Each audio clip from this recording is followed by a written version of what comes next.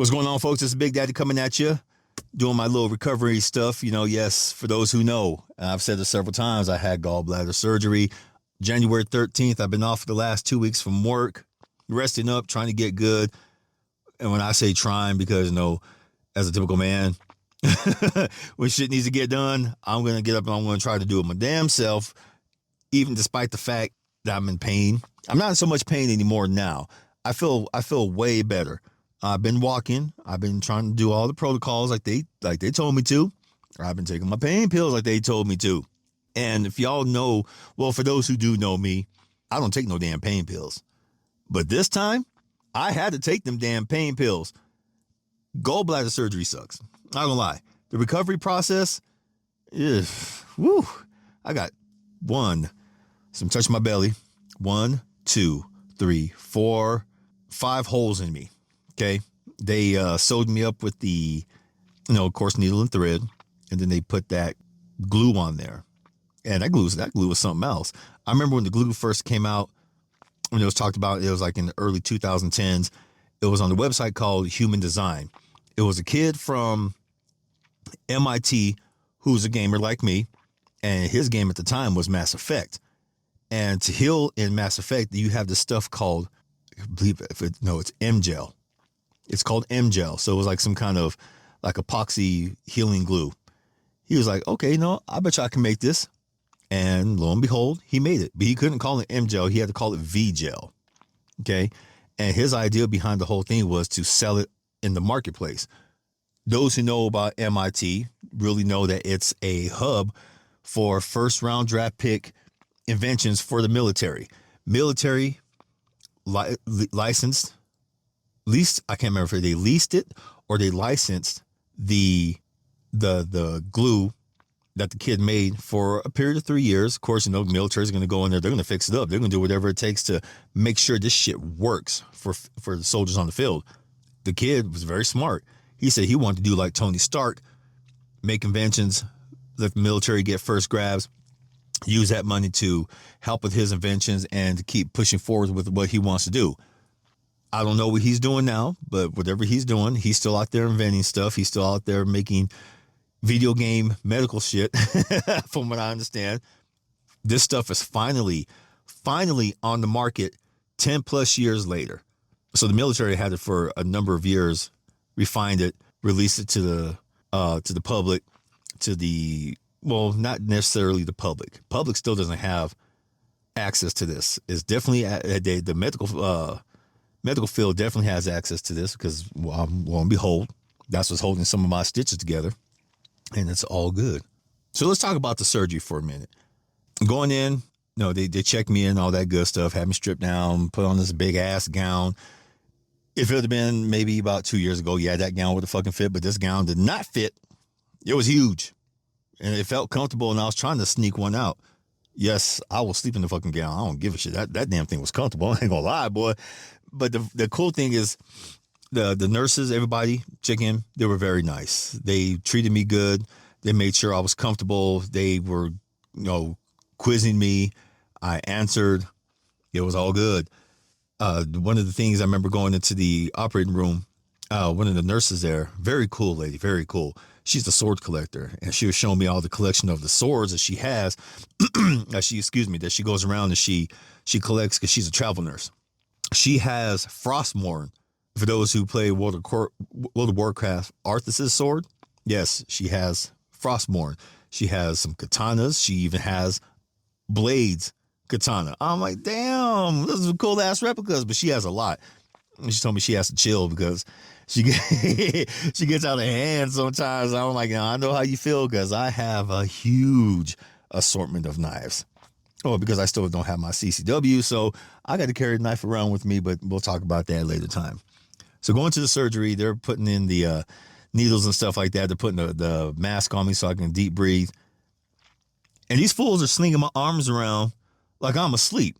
I'm like picking them up, putting needles in and stuff like that. I know it doesn't bug me, but they're just dropping my arms like that. So, no, I'm still awake.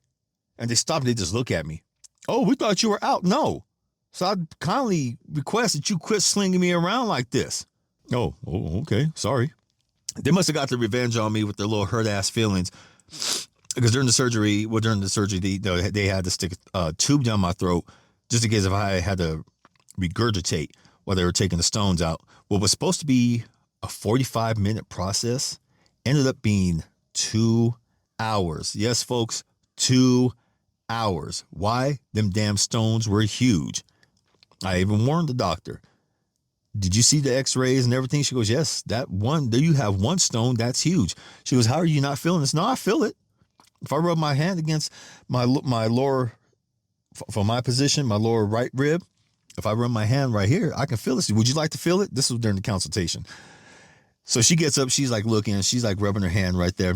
Sorry for the deep breaths because I'm still kind of winded from that shit because they just yanked the goddamn tube out of my throat. My throat is still recovering from that shit.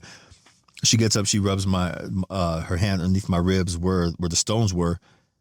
And she goes, my God, you can feel that one. I said, I told you. She goes, from the x-ray, she goes, you weren't kidding. She goes, make a fist. I made a fist for her.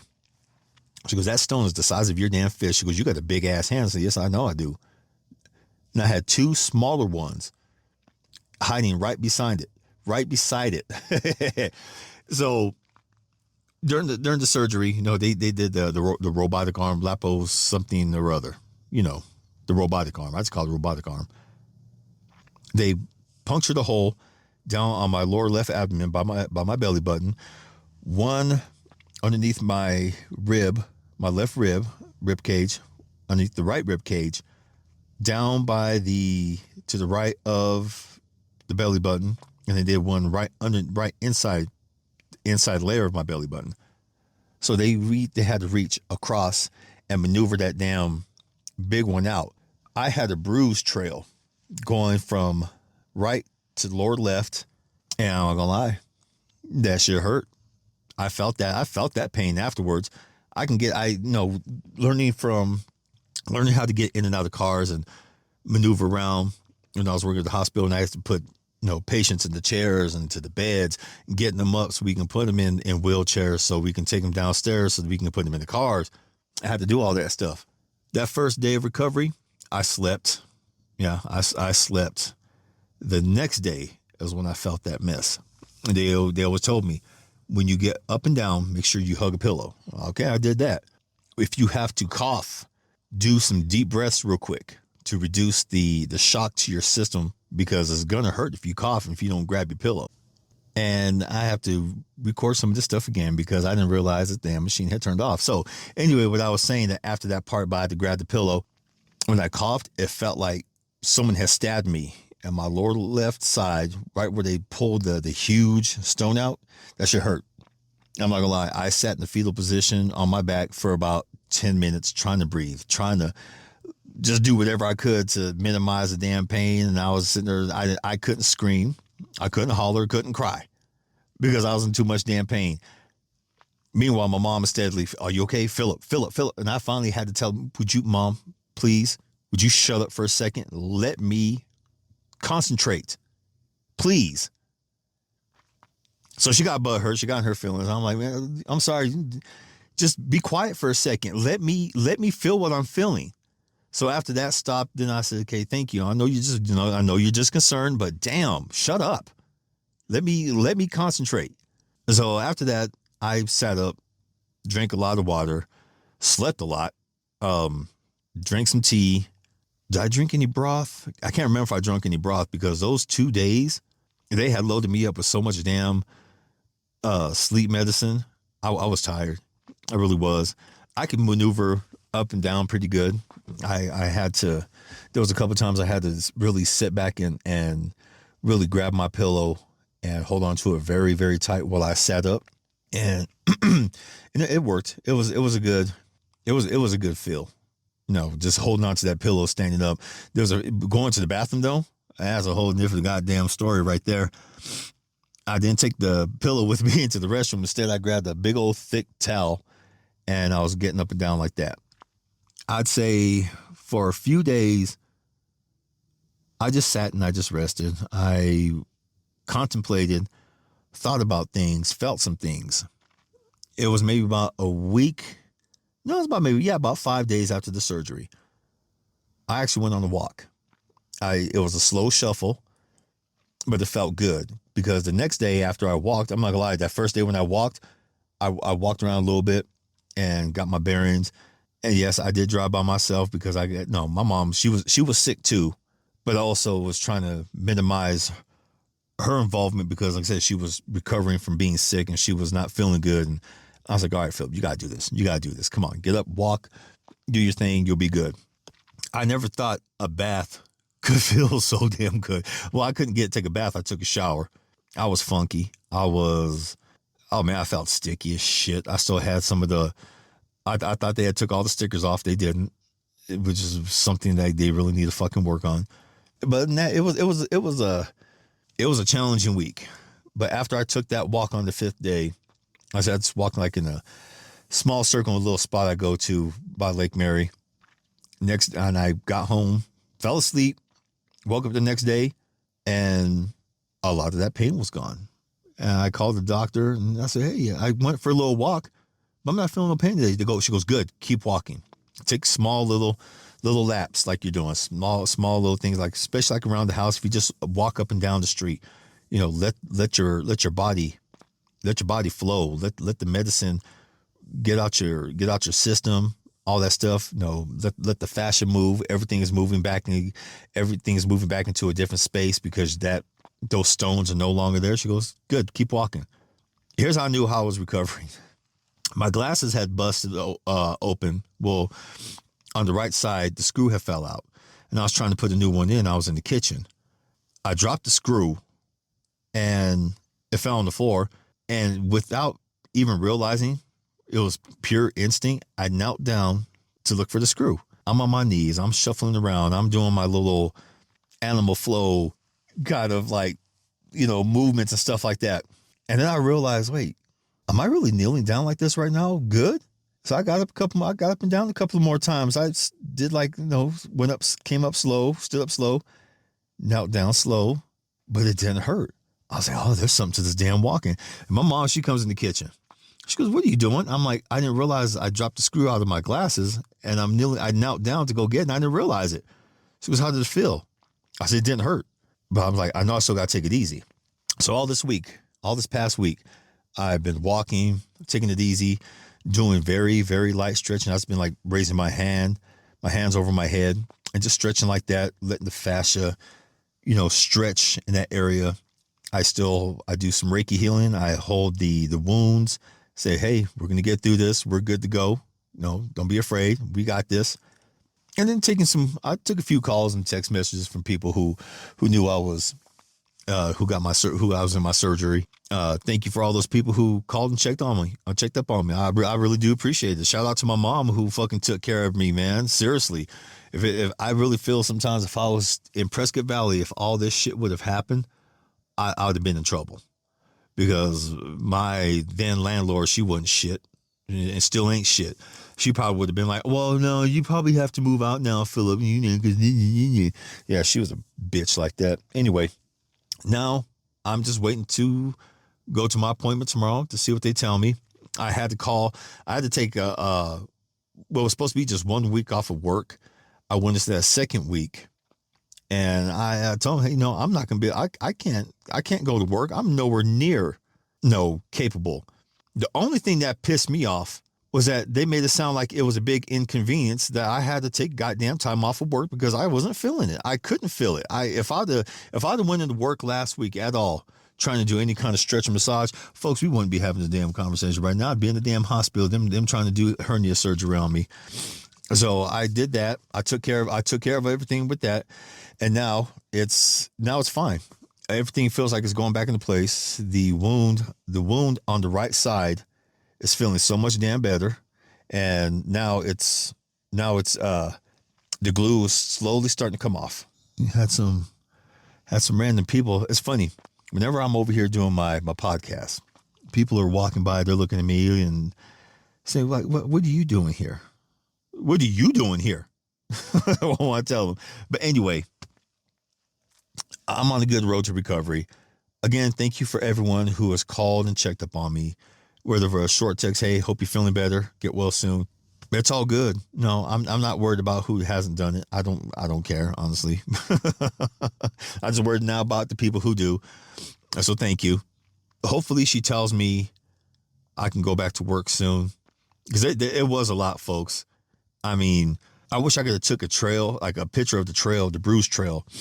So, our gallbladder's up by our upper right rib cage. Okay, they did the incision, like I said, by the lower left belly button, but it was a good size. And when I looked at it now, it was a good size incision. Okay, because the stitches and the glue and everything, they did a good job, stitching it up and sealing it up, and it was good to go. So they must have reached up there, grabbed that sucker, and when they seen that they couldn't just pull it out easily, it took them, it ended up taking them 2 hours to do it. My mom was in the waiting room. I asked her, I said, "Were you getting worried?" She goes, "Yeah." She goes, "Because it was supposed to be 45 minutes. Then I seen it go an hour. And I seen it go an hour, 50 minutes. And she said she picked up the phone and she asked him, "Hey, is everything okay? What's going on?" "No, ma'am, everything's good. It's just taking a little bit longer than they thought because of the size of the stones, but everything's good. He's breathing okay. He's not experiencing any kind of weird feedback or from the anesthesia. He's good." So they took him out and they got me back there real quick. I kind of held them up from their other surgeries because they're supposed to be doing like a whole bunch of gallbladder stone surgeries that day, but my big ass, I held them up because of my big ass stones. But all is well. It's weird. I'm feeling my rib now and not feeling those stones there. It's crazy. The space right there has filled in nicely. Shout out to my gallbladder for taking the brunt of that pain for a couple of years. Yeah, I guess the stones, from what they told me and from how they seen them, the stones were building up to a good size capacity, and there was a lot of cholesterol. It was just a lot of cholesterol buildup, and they asked me, how long had I been vegan? I said, I've been vegan for quite a bit. I've been, trying to get my body straight and everything. That's okay. Well, your body has been trying to clear up all that stuff that was in you from when you used to eat meat and stuff like that. And then when I haven't seen the stone yet, she's going to show it to me at my appointment tomorrow. So that's going to be pretty interesting. Cause I asked him, I said, can I see them, please? No, don't throw them away. I want to see what they look like. Even if you take pictures, let me see them. But I was informed that she kept them that way I can see, exactly what the hell I was holding in my system. I no longer feel the pain underneath my rib. It wrapped around from my right rib around to the QL area, which is my lower back area. And I would always feel like a tight pull coming from that area after a while. And no matter how much I stretch, it just seemed like my back was just always tight around the area. It looped up around my shoulder area. And that always felt like it was like popping out of the socket and everything. And even when I rotate my shoulder, there was this like huge crunch. Over the past week and a half since I've been at home recovering, my posture improved. I didn't realize I was bending over that damn much. I'm back at my full height of 5'10". I stand taller. I feel straighter. My hip isn't off whack anymore. I do need a massage though. My homie's gonna hook me up with a massage when she says, "Yep, come on. They gave you the okay. Let's do this." I can actually sleep on my stomach now. I can sleep on my side. Actually, I couldn't do that before. I can get in and out of bed pretty good now. I don't have to grab my pillow and lean up, but I still do it just to take it easy. I don't want to rupture or bust anything and have to go get some kind of damn hernia surgery, but everything's good, folks. My throat, if you hear me like swallowing and clearing my throat, is because I've found out that they had just ripped the damn tube out of my throat. And they did tear some shit. I couldn't talk. I could talk, but it was very raspy. It was kind of painful to swallow. The nurse had did like a midweek checkup, see how I was doing. I said, yeah, I don't know how they took out that damn tube. I said, but my throat hurts. I said, it feels like it's all scratchy and everything. I keep having to clear my throat. I said, did I, upchuck or anything? She goes, no, you didn't vomit or anything like that. She goes, but, I believe that they were not very gentle taking that damn tube out. They're characters. I said, yeah, characters are gonna get their asses sued. So all is well. All is well. I feel better. And I hope I continue to feel better. Again, thank you for the shout outs. Thank you for everyone who has been involved in my recovery. Shout out to my mom especially, my homegirl Laurel, all my Transcendence family. Thank you for the prayers, all that good stuff. My brother Steve, thank you for bringing me the ice cream. Thank you for all the folks who said they were going to bring me ice cream. And even when I said bring me ice cream, you guys still never did. It's okay, because I jumped in the car, went and got some ice cream myself. That was some good shit too. I hope everyone's doing well. I'm going to get off this. My throat's starting to hurt. So I can talk, but it just it gets raspy. It kind of, and it starts getting kind of hoarse around like my Adam's apple and shit like that. I was like, damn, you guys must have just really just jinked that damn tube out. Fuck you guys. Shout out to them too. Folks, I really hope you're doing good. I really hope that you're keeping your head up, keeping yourselves busy, keeping yourself occupied. Don't sweat this political shit. I know it's easy to say, but really don't. It's the 4 years are gonna come and go before we know it. But don't ever rely on no damn president or senators or your political party to help you get through the bullshit. Rely on yourself. Rely on your family. Rely on your friends. Rely on your friends. See, I can't even talk hardly right. Rely on people who who are there, who have you back. That way, you'll be good. Cool. I love you all. I'm heading out so I can go get some more ice cream. God damn. I never thought sherbet would taste so damn good. I was burned out of that shit when I was a kid, because that's all they ever gave us. The grown-ups would get the ice cream. They gave us a damn sherbet. Just be like, you're getting some, is what they used to tell me. You know what? You fucking... I love you guys, but y'all kiss my ass. I would eat it very reluctantly, but I've been eating some sherbet, and I was like, oh, yeah. This feels good. Especially when it goes down the throat, man. Oh, yeah, that's that nice coldness, so that way I can talk halfway decent. But everything's going to be okay. You're going to be okay. All right. Love you all. We'll talk to you soon. And as always, mwah, peace.